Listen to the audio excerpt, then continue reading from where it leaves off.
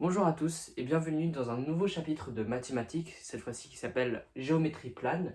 Donc dans ce chapitre, nous verrons la configuration du plan et dans cette grande partie, nous verrons le théorème de Thalès et de Pythagore en tant que rappel bien sûr, la tangente d'un cercle, donc ça ce sont des nouvelles notions, le projeté orthogonal aussi, et bien sûr trigonométrie dans le triangle, c'est-à-dire le cosinus, le sinus et la tangente d'un angle aigu, et bien sûr les premières propriétés de la trigonométrie, et on va voir ça plus en détail. C'est parti. Pour commencer, nous passons au théorème de Thalès et de Pythagore.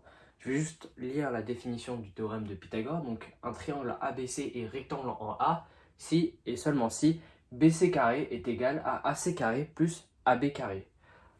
Donc ça du coup c'est, il me semble, la réciproque du théorème.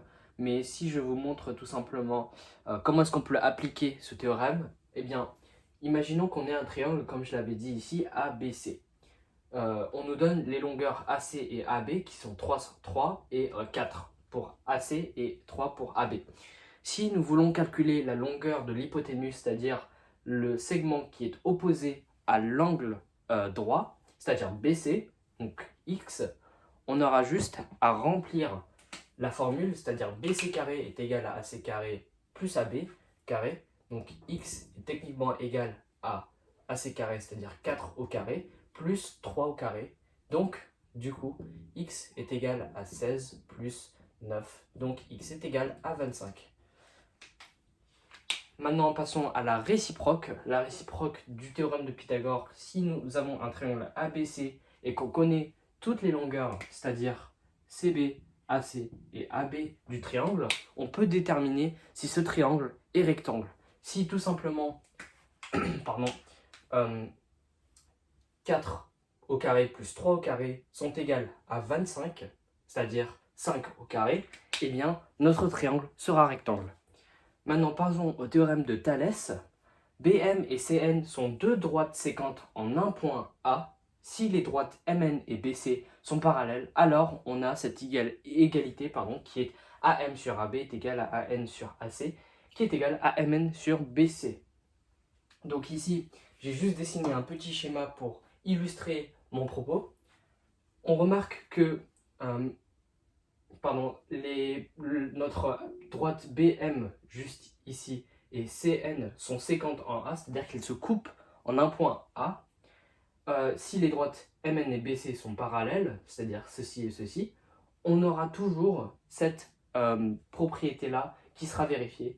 C'est-à-dire qu'on peut, par exemple, déterminer notre longueur AN si on connaît déjà, par exemple, AM sur AB.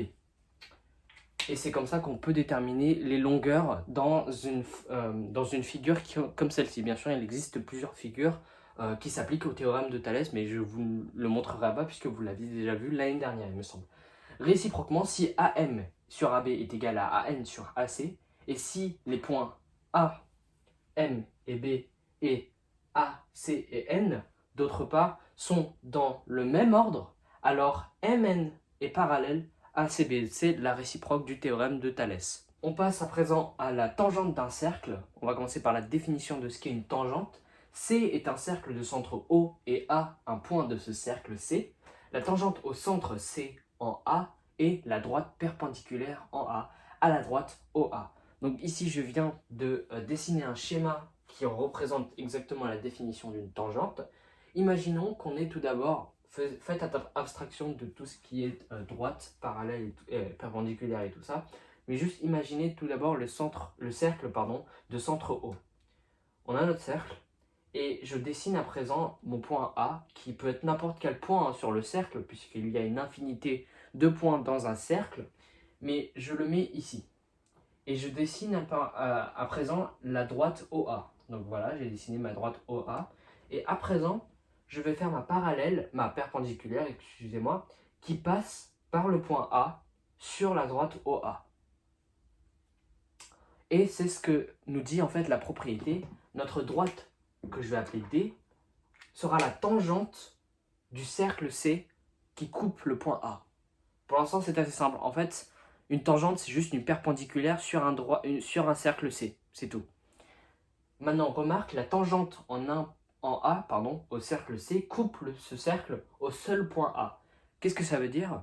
Eh bien, ça veut dire qu'en fait, une tangente, toujours, ce qui est toujours le cas, coupe toujours notre cercle en un seul point. Et c'est une importante propriété, on va voir pourquoi juste après. On va passer à présent à l'exercice d'application. Une maison A est située à 10 mètres du bord rectiligne D d'une route. Sur la figure, 1 cm représente 10 mètres. Bon, là vous vous en doutez qu'on ne va pas respecter l'échelle parce qu'on est sur un tableau, ça va être un peu compliqué. Déterminez à présent les points situés à 10 mètres de la route et à 15 mètres de la maison. Donc, on doit d'abord remplir le premier critère, c'est-à-dire trouver les points qui sont situés à 10 mètres de la route. Donc je propose qu'on représente notre route D. Et notre route D est logiquement une route rectiligne, c'est-à-dire une droite. Et à présent, je veux connaître tout ce qui est autour, c'est-à-dire à 10 mètres de ma droite D. Donc forcément, je vais essayer de faire tous les points, de représenter tous les points qui sont à 10 mètres de ma droite D. Et pour cela, je vais rien de mieux que de faire une droite parallèle à ma droite D, de ce côté-là bien sûr, mais aussi de l'autre côté parce qu'elle pourrait très bien être de l'autre côté. Donc voilà, ici aussi 10 mètres. On a donc un ensemble de 3 droites. Ici je vais l'appeler D', ici je vais l'appeler D second. Donc perpendiculaire, perpendiculaire pour montrer que les deux sont parallèles. À présent que j'ai mes deux droites, je veux savoir comment est-ce que je trouve un point qui est à 15 mètres de la maison. Mais souvenez-vous, ma maison est située à 10 mètres du bord rectiligne D. Donc, logiquement, ma maison se trouve soit ici, soit ici. L'un des deux, pourquoi? Parce qu'elle se situe à 10 mètres de ma droite D. Donc, imaginons que je la mette sur D second. Il y a deux cas différents, donc on va voir ça plus tard. Mais 15 mètres de la maison, c'est-à-dire que j'ai tout simplement à tracer un cercle, puisque tous les points qui sont sur mon cercle de rayon 15 mètres seront forcément à 15 mètres de la maison, puisque c'est la propriété d'un cercle. Alors, à présent, je vais tracer, disons que cela fait 15 mètres, pardon. Donc ici à ici, ça fait 15 mètres. Donc je trace à présent mon cercle. C'est pas un cercle parfait, je m'excuse. Voilà. Et maintenant, tous les points qui sont situés à 10 mètres de ma route, c'est-à-dire soit ici, soit là, et qui sont situés bien sûr à 15 mètres de la maison, qui en gros sont sur le cercle, seront mes points que je cherche. Donc, ici, on aura un point, là on aura un point, ici on aura un point, ici on aura un point. Bon, bien sûr, je n'ai pas respecté les dimensions, donc vous doutez bien que peut-être que mon cercle sera plus petit et qui ne touche forcément peut-être que ma droite des secondes. Donc du coup, on n'aurait que 2 points. Mais là, on en a 4 parce que j'ai pas respecté les échelles. Je m'excuse, bien sûr. J'ai juste oublié, du coup, une petite exception parce que certes, mon point A, c'est-à-dire ma maison, pourrait très bien se situer sur D secondes, mais elle pourrait très bien se situer sur ma droite D', puisqu'elle est aussi à 10 mètres. Donc, voyons voir si on trace notre point ici qui fait 15 cm. Donc 15 cm, voici mon point. Et donc maintenant, je juste à tracer quelque chose. Bon voilà, mais en fait ça fait à peu près la même chose. Hein, donc il faudra bien le mettre sur son exemple qu'il peut y avoir deux cas. Un cas où ma droite, mon point 1 pourrait être sur cette droite ici, ou alors mon point A pourrait être sur cette droite ici aussi. Projeteur orthogonal. Alors avant, je suis désolé, je me suis trompé sur l'orthographe du mot tangente, c'est T-A-N-G-E-N-T, je m'excuse.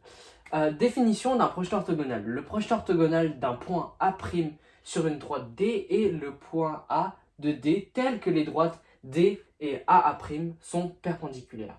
Donc ici, je viens de représenter par un schéma. Qu'est-ce que tout cela veut dire? Le projeteur orthogonal, en fait, c'est tout simplement une perpendiculaire sur une droite D. Donc on a notre droite D et on a juste un point A sur la droite D. Et bien le projeteur orthogonal, ce sera A' sur la droite D et par le point A, tout simplement. Propriété de définition. A' désigne le projeté orthogonal d'un point A sur D.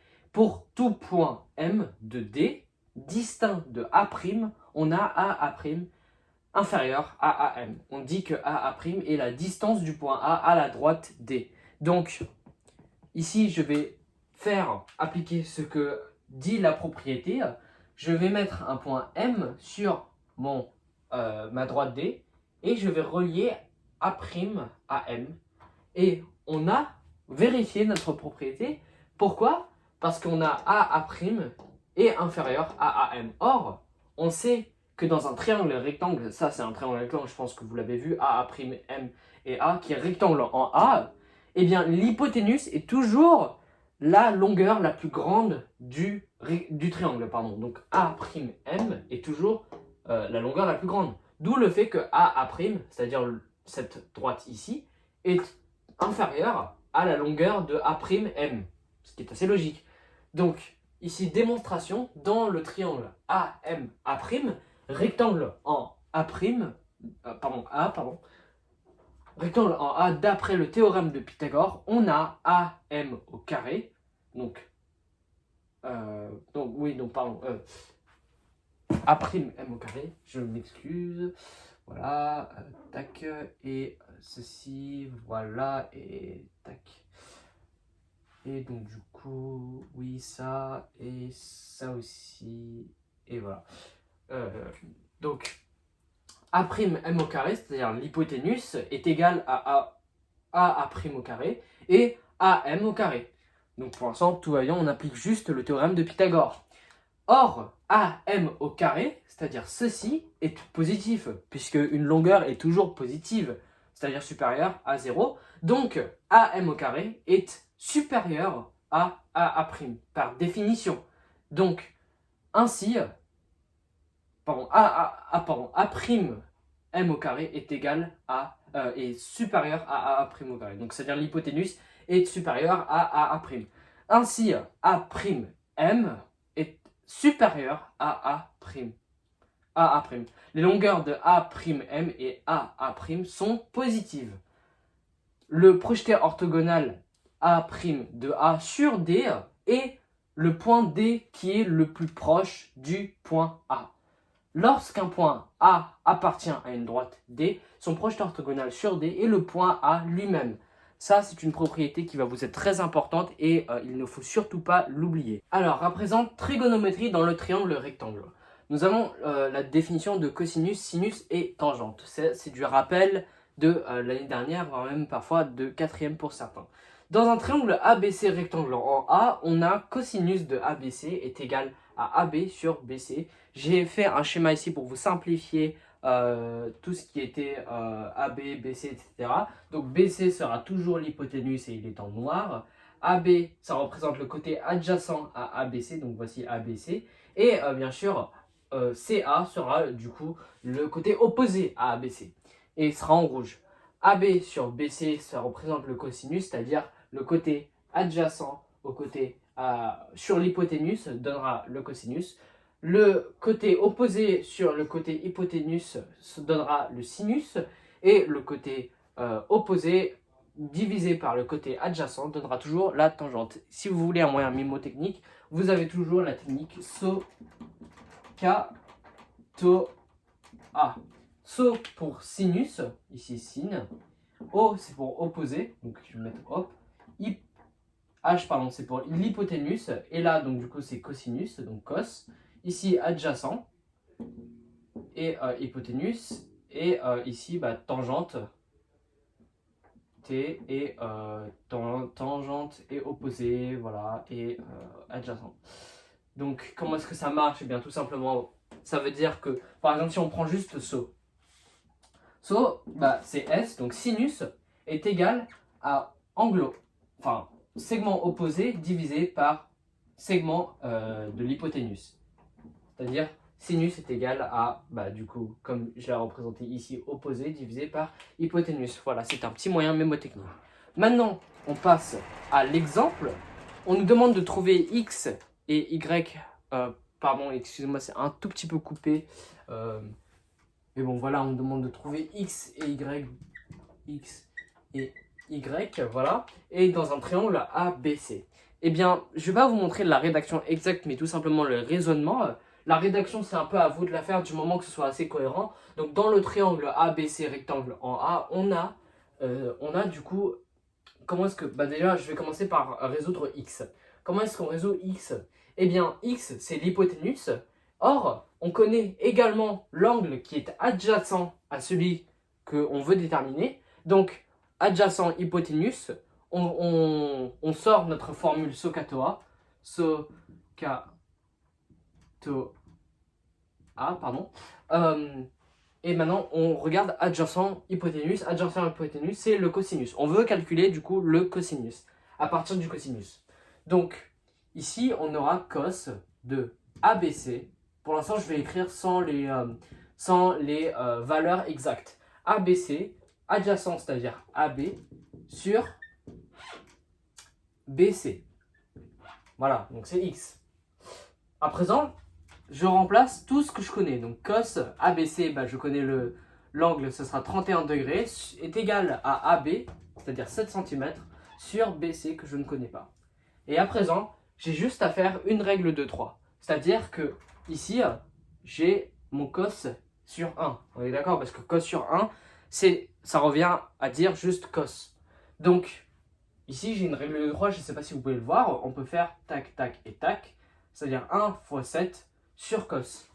Donc maintenant, j'ai juste à faire 7 divisé par cosinus de 31. 1 fois 7 sur cos, donc du coup, est égal à BC. Et voilà comment est-ce que je résous mon problème. Donc comment est-ce que je résous X? Ça me donnera X à la fin. Excusez-moi, j'avais oublié de calculer Y, donc je vais le faire maintenant. Donc du coup, j'ai calculé 7 divisé par cos de 31, c'est-à-dire X. On obtient à peu près 8. Et à présent, c'est très simple.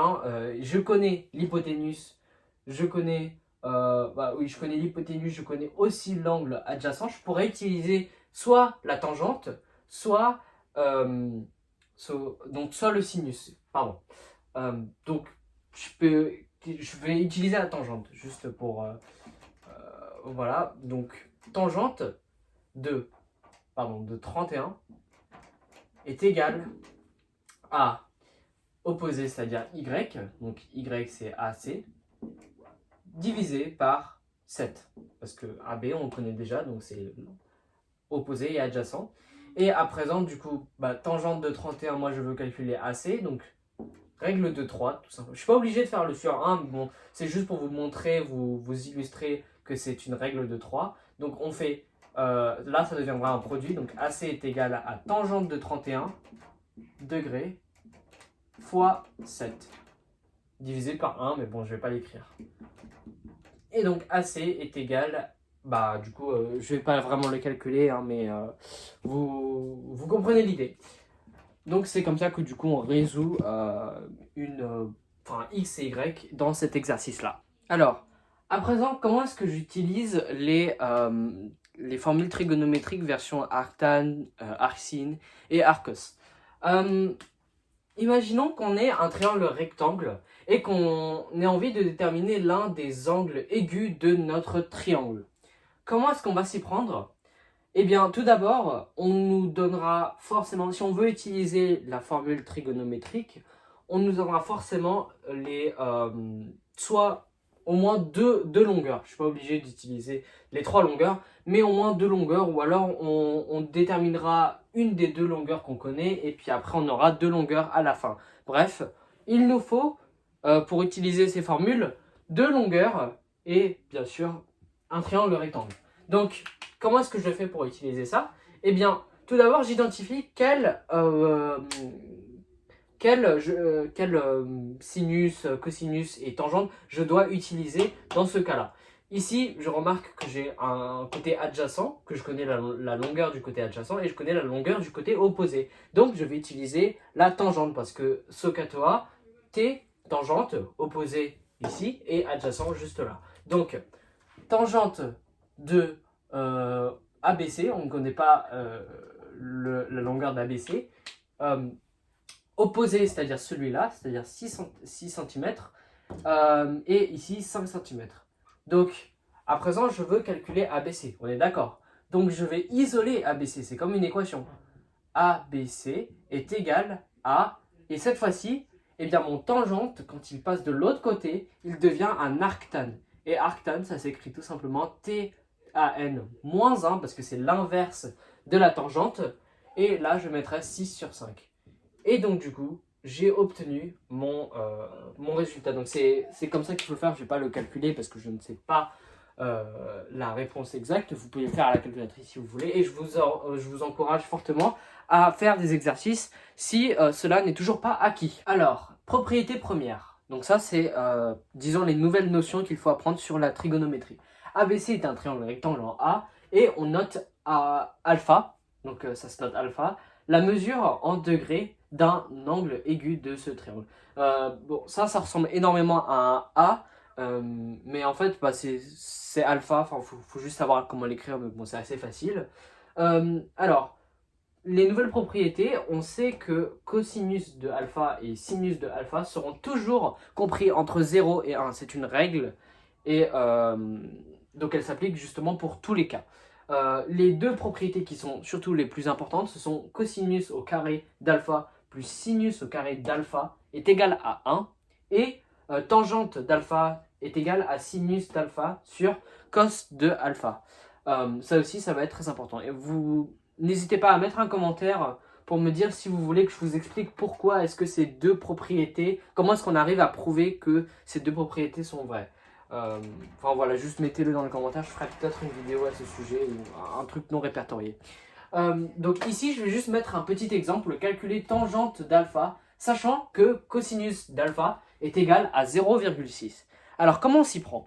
Déjà, je vais vous demander de re-regarder les propriétés que je viens de vous présenter, c'est-à-dire la première propriété, celle-là qui est la plus importante, enfin troisième propriété du coup, cosinus carré d'alpha plus sinus carré d'alpha est égal à 1. Donc, on va l'écrire, sauf que, rappelez-vous, on connaît déjà notre cosinus carré, enfin cosinus du coup de alpha. Excusez-moi, je vais juste faire ceci. Voilà. Ouais, je vais le remplacer, ça va être un peu plus simple. Donc, bah, qu'est-ce que je peux faire en fait? Je pense que je peux déjà. Oui, bon, je vais quand même l'écrire, c'est pas grave. On va le faire après, je vais pas sauter d'étape parce que sinon ça va être un peu trop compliqué à suivre. Voilà, est égal à 1. Et du coup, bah, ce que je veux faire, c'est trouver tangente. Mais en trouvant que je ne peux pas trouver tangente si je n'ai pas mon sinus, on est d'accord. Donc le but, logiquement, ce serait d'isoler mon sinus. Donc je vais isoler mon sinus. Ici, sinus carré d'alpha, je ne vais pas enlever les carrés pour l'instant parce que bah, c'est, on va le faire après justement, est égal à 1 moins cosinus carré d'alpha. Voilà, donc j'ai juste mis le cosinus carré d'alpha juste ici et j'ai isolé mon sinus du coup. Et maintenant je remplace toutes les valeurs que je connais, c'est-à-dire la seule valeur que je connais c'est cosinus de alpha, donc 0,6 au carré. Et à présent, sinus carré de alpha est égal à 1 moins 0,6 au carré, c'est-à-dire 1 moins 0,36. Et 1 moins 0,36, bah, ça me donne 0,64. Maintenant que j'ai sinus carré alpha est égal à 0,64, je veux juste connaître le sinus, on est d'accord. Alors, je vais isoler le sinus en mettant le carré de ce côté ici. Et quand on met un carré de l'autre côté, ça devient une racine carrée. Donc, sinus d'alpha est égal à racine carrée de 0,64. Et tout cela, c'est égal à 0,8.